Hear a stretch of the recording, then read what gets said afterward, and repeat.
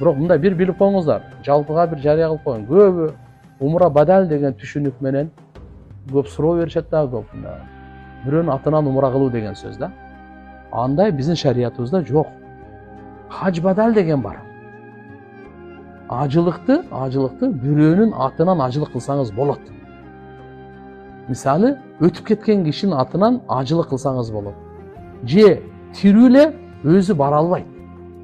Төшөктө. Макулбу? Ушундай ооруга чалдыгып калган мисалы бара албайт. Ошонун атынан ажылык кылса, ажылык кадимкидей өтөт. Пайгамбарыбыздан сураган. Пайгамбар саллаллаху алейхи вассаламдан. Бирөө ошо атамы ордуна ажылык кылсам болобу? Пайгамбарыбыз эмне деген? Атам мойнунда Алла Тааланын фарызы бар эле. Эгерде бирөө карыз болсо, карыздын акчасын берип койсоң, төлөнөт. Алланын фарызы акылуу да. Деп кыскасы айтканда шариятыбызда бул боюнча хаж бадал деп коет, ажылыктын ордуна кылган өтө кенен айтылат.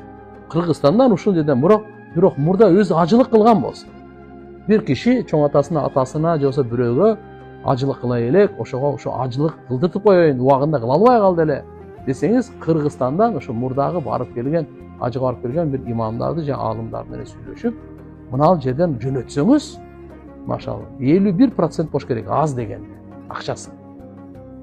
Кыскасы айтканда, же болбосо кээ бирлер ошол ажылыктан эле ошо Меккеден эле кылдырткандар да көп.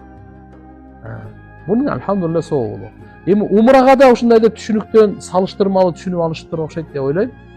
Умра бадал депчи андай жок. Түшүнүңүздөрбү? Умра бул сүннөт болгондон кийин, умраны бирок сообун багыштасаңыз болот. Кандай? Биринчи нафил умра кыласыз.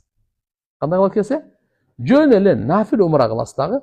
Ошонун сообун эми азыркы мына өзүнүн жанына кол салып алган паланча уулу паланчага же күнчөгө деп кыскасы, анан ошонун сообун баардыгын багыштап, я Алла күнөөсүн кечир деп, сообун ошого я Алла жеткиргин деп сурасаңыз боло берет. Түшүнүктүбү?